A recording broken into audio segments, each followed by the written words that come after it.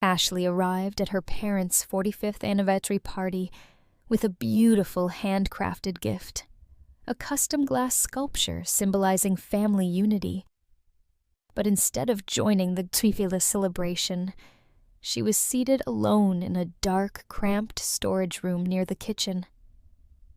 This was no accident. It was a silent message. She was invisible in the family.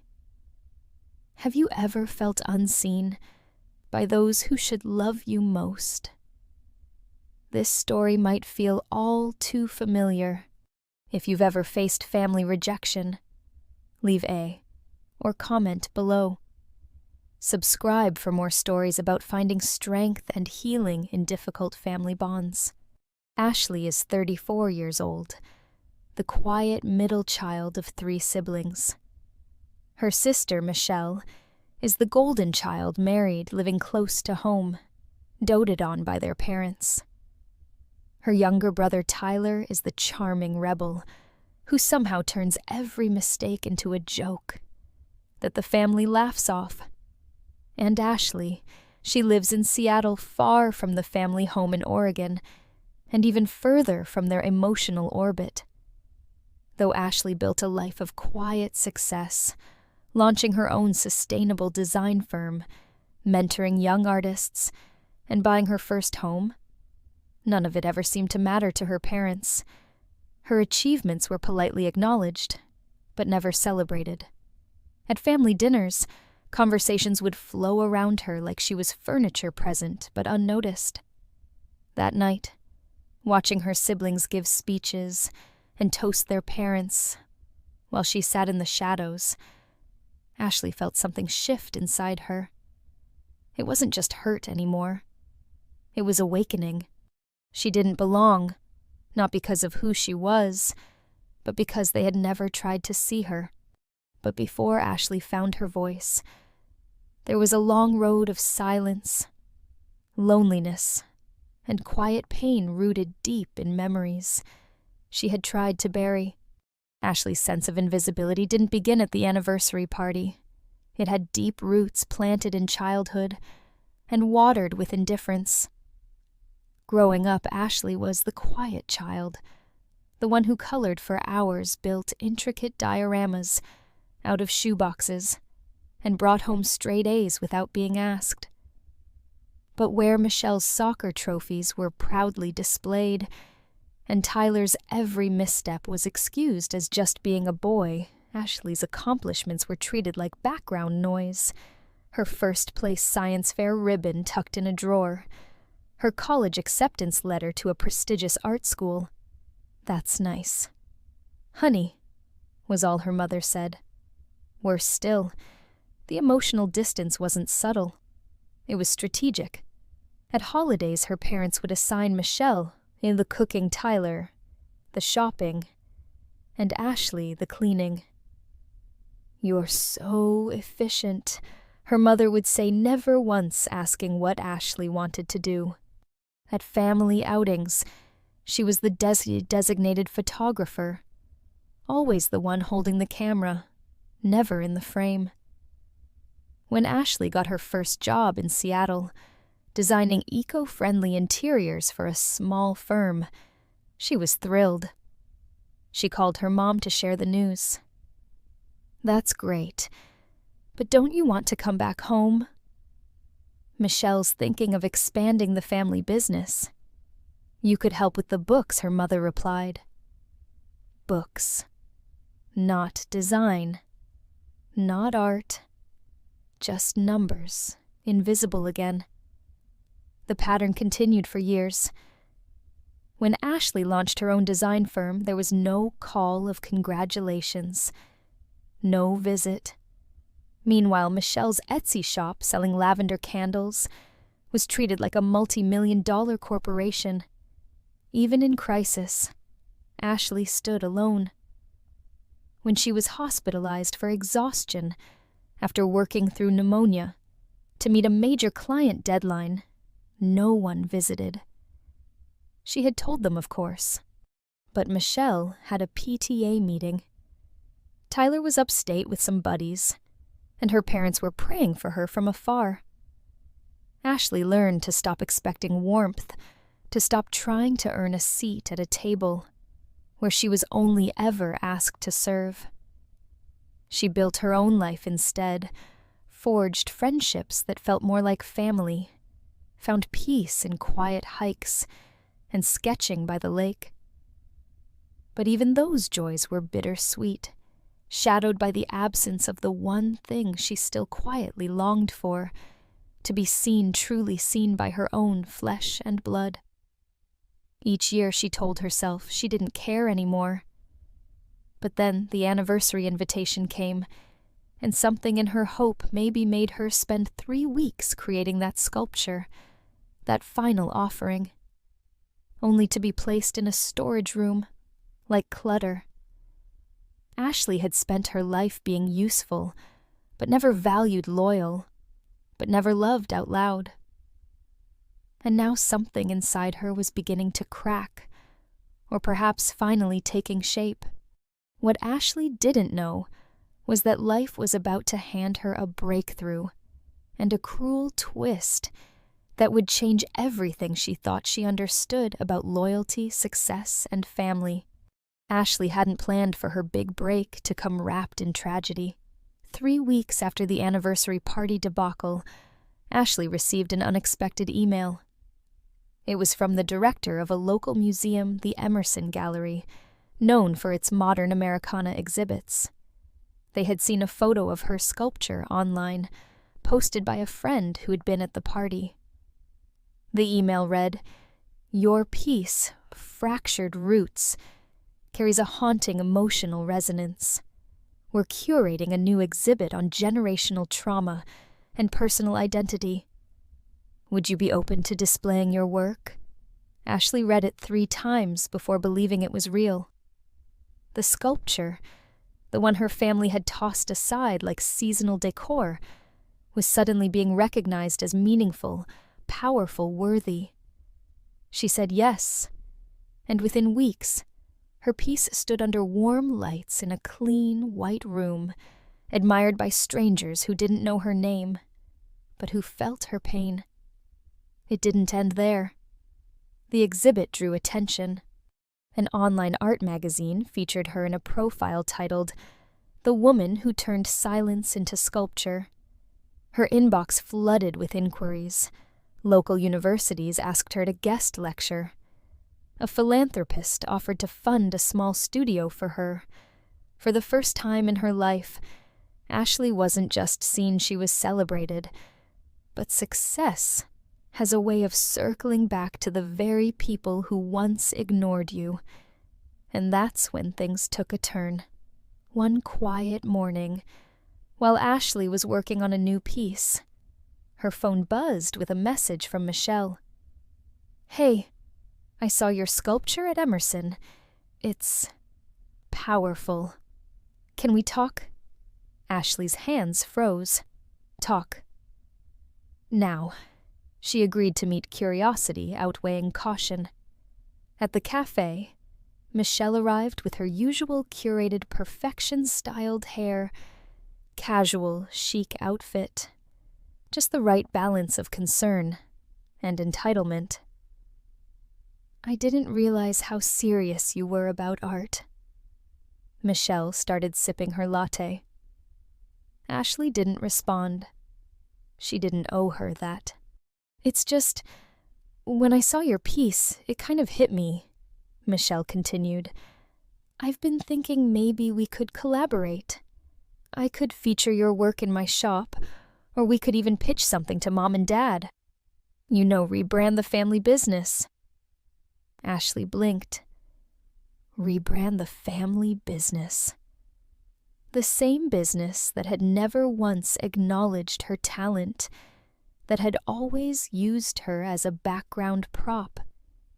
"You think now's the time to use my work? After all these years, to polish your brand?" asked her voice, steady but sharp. Michelle looked surprised.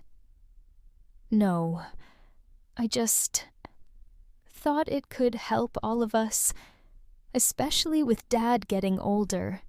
He was really impressed when he heard about the exhibit. Ashley laughed, not out of humor, but disbelief. He didn't even ask me how I was doing when I was in the hospital last year. Michelle's expression faltered. He didn't mean to hurt you. No, Ashley said. He just never thought I mattered enough to consider. Michelle sat in silence. For once, she had nothing to say. A few days later, Ashley received another message, but this time from Tyler. Heard you're a big deal now. Funny how we never saw it growing up. Maybe we owe you an apology. Maybe. But that wasn't the most shocking part. The real revelation came when Ashley received a package in the mail. Inside was a letter from her late Aunt Lorraine. Her father's estranged sister. Ashley had only met her once years ago, at a funeral. The letter explained that Aunt Lorraine had followed Ashley's work quietly online. Touched by her strength, she had left Ashley a small inheritance enough to open her own gallery space, free from the family shadow. Alongside the check was a photograph. In it, young Ashley stood with a sketch pad in hand, while her aunt crouched beside her, smiling. On the back, Aunt Lorraine had written, "You've always been seen just not by the people you hoped would see you." Ashley cried for hours, not because of the money, but because of the validation. Because someone somewhere had noticed. That day, Ashley made a decision.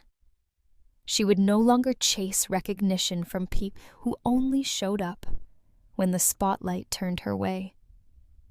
She would build her own table, and this time only invite those who had fed her spirit, not drained it. But just as Ashley began reclaiming her power, an unexpected betrayal threatened to unravel everything she had worked for, pushing her toward a breaking point she never saw coming. Ashley thought she'd finally created a life on her own terms. The gallery was up and running, small, but vibrant. Her latest piece, Inheritance of Silence, drew a steady stream of visitors. For the first time in years, she slept without clenching her jaw. But peace, it seemed, was temporary. It started with a whisper. A local blog ran an article titled, "Is the Emerson Gallery artist too privileged to represent real struggle?" The piece quoted an anonymous family member who claimed Ashley had exaggerated her past for sympathy, that she had always been supported and chose to distance herself from a loving family. Ashley felt her stomach drop. There was only one person who had used that kind of language: Michelle. It didn't take long for the rumors to swirl. Visitors stopped asking about the meaning behind her pieces, and instead whispered about drama and fabrication. Donors hesitated. Her upcoming workshop was quietly canceled by the hosting institution, citing reputational risk. Ashley confronted Michelle through a simple text. "Was it you?" Michelle replied, "I just told the truth. You're not the only one who's been hurt." That sentence shattered something in Ashley, something she'd spent years building back. The truth. Ashley had lived in silence for decades. She had endured indifference, emotional manipulation, and erasure. And now her success, something she earned without a single favor from any of them, was being painted as an act of deceit. But the real breaking point came weeks later at her own gallery. Her father showed up, not to congratulate her, not to apologize, but to hand her an envelope. It was a cease and desist letter, You're using the family name to promote damaging narratives, he said, not even meeting her eyes. Ashley stood frozen. He continued, We've worked hard to build a reputation in this community. Your little art thing, it's become a liability. She looked at him, really looked, and realized she didn't recognize the man in front of her. Not as a father, not as anything. You think this is about you? She whispered. This was never your story to control. His face didn't move. It's about respect. Ashley laughed, a dry, wounded sound. You don't even know what that word means. He left without another word. But what lingered was the paper in her hand, a legal threat from the people who had always demanded her silence, a final attempt to control her voice, her narrative, her identity. That night, Ashley sat in her studio surrounded by her sculptures, each one a reflection of some unspoken ache, and cried until she couldn't breathe. All her work, all her healing, all her progress, brought back to rubble by the same people who broke her in the first place. She wanted to disappear, hide, quit. But then she remembered something her Aunt Lorraine wrote in that letter. Telling your truth isn't betrayal. It's survival. The next day, Ashley took a walk through her exhibit. She stopped in front of Fractured Roots, her first major piece. She stared at the jagged lines, the gnarled metal representing the pain of growing up unseen, unheard. And suddenly, something shifted.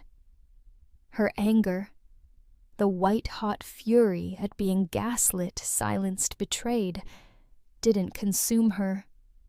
It crystallized into something clear, focused, fierce. She walked back into her office, pulled out her journal, and started writing, not an apology, not a defense, but a full public statement. My work is born of real pain. If my truth makes others uncomfortable, it says more about their actions than my voice. I will not be silenced. Not again. Not ever. She posted it to her gallery's website, her social media, and submitted it to the same local blog that had first tried to smear her name. The statement went viral. Messages poured in from survivors, artists, therapists, strangers who saw themselves in her sculptures. One wrote, "Thank you for saying what I never could." Even the university that canceled her workshop reached out apologizing, offering to reschedule. But perhaps the most telling moment came when Michelle sent another message. You made your point. But did you have to humiliate the family? Ashley stared at her screen for a long time before responding. I didn't humiliate anyone. I told my truth. You just never thought I would. And now, standing at the edge of everything she'd once feared, Ashley knew she had to make one final decision, one that would draw a line so clear, so permanent, that there'd be no going back. Ashley sat alone in her studio after posting her public statement. The silence felt heavier than usual. Not oppressive, just full. Like the pause after a storm when the wind stops. But the trees are still swaying, unsure if the danger has truly passed. She reread Michelle's message over and over. Did you have to humiliate the family? That word, humiliate, clung to her skin like smoke. For a moment, she almost felt guilt begin to creep in. Almost. But then she looked up and saw her reflection in the window surrounded by her work. She saw not just the artist, but the survivor. The woman who refused to let her worth be defined by people who couldn't even say the words, "I'm proud of you." She thought back to her childhood, the constant aching hunger for validation. How she'd overachieved in silence, hoping one day someone would notice. How Michelle used to call her dramatic when she cried, and how their father only praised her when others were watching. And now, as an adult, she was still fighting for the same thing, acknowledgement. But why? What if she stopped trying to earn it? What if she no longer waited for their approval? Because maybe, just maybe, they were never capable of giving it. That question changed everything. Suddenly, she felt the ground beneath her shift. Not collapse, but settle. Her identity, her value, her purpose, they had never been tied to her family's opinion. They were hers, hard-earned, sacred. Just then, the studio door creaked open. It was Jonah, her friend and fellow artist, who had stuck with her since grad school.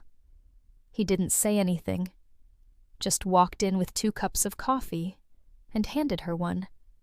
She took it without a word, her hands still trembling slightly. "They're scared of your power," he said finally, breaking the silence. "Because you stopped asking for permission to exist." That sentence hit her like a drumbeat in her chest. Permission to exist. That's what this was really about. She looked at Jonah, tears burning in her eyes. "I'm done waiting for them to see me." He nodded. "Then it's time you start showing yourself on your terms." That night, Ashley made a decision. Not out of anger, not out of spite, but out of clarity. She would cut ties with her family, not in a dramatic, vengeful way, but with quiet finality. No more texts, no more invitations, no more hoping. She also decided to launch a new exhibit, not about them, but about her. It would be called Unwritten Stories, without permission. She would feature work from other survivors of emotional neglect and familial betrayal. Give them space to speak, to create, to exist. And she would no longer hide behind ambiguity. Her next interview, her next gallery talk, she would name it all. Not to shame, but to liberate. Her story was no longer a secret. It was a movement. A week later, Michelle called. Ashley let it go to voicemail. Then her father called. Same outcome. Ashley didn't even listen to the messages. It wasn't avoidance. It was sovereignty. She no longer needed to explain her boundaries. She was busy building something better. Now that her decision had been made, it was time to act boldly, publicly, and without fear. The reckoning had just begun. Ashley didn't make any grand announcement. She simply vanished from the family group chat, left it without a word. She unfollowed Michelle and her father on all platforms, blocked their numbers, and filtered her inbox. No confrontation. No explanation. Then she posted a video on her professional page, confident, composed direct, to those who were told they were too sensitive, too much, or not enough. This new exhibit is for you. We don't need their permission to speak. We never did. The video went viral overnight. Thousands of comments flooded in. Messages from strangers who said, "You told my story." I finally feel seen. Survivors, artists, therapists, daughters, sons, people who had lived in the shadow of manipulation and gaslighting now found a voice through Ashley's. But her family, they were furious. Michelle sent one last email fuming. "You've embarrassed this family for the last time." Ashley smiled softly as she deleted it. A week later, a local paper published a glowing review of unwritten stories without permission. They called it raw, healing, and revolutionary. Ashley stood at the exhibit opening, in front of a packed gallery, surrounded by survivors who had turned pain into power. Her voice didn't shake when she spoke. She didn't just reclaim her story, she gave others the courage to do the same. And in that gallery, as truth filled the room, like light, Ashley finally felt what she'd been chasing her whole life. Not their approval, but her own peace. Ashley never returned to that old version of her life. She built her own chosen family people who celebrated her without conditions. Her gallery continued to thrive, hosting exhibitions that gave voice to the unheard. She spoke on panels, and mentored young artists who once felt invisible like she once had. As for her father and Michelle, they faded into silence. The apologies never came, and she stopped waiting for them. What Ashley gained was worth far more clarity, boundaries, and the deep-rooted peace that comes from living truthfully. She learned that healing isn't about fixing others or forcing closure. It's about walking away clean, unburdened, whole. And in doing so, she left behind not just her pain, but the version of herself who needed their validation and to feel worthy. "You don't need their permission to bloom," she often told her audience. "You were never too much. You were just too powerful for the smallness they tried to box you into." If Ashley's story resonated with you, share your thoughts below. Don't forget to subscribe for more true stories of healing power and transformation.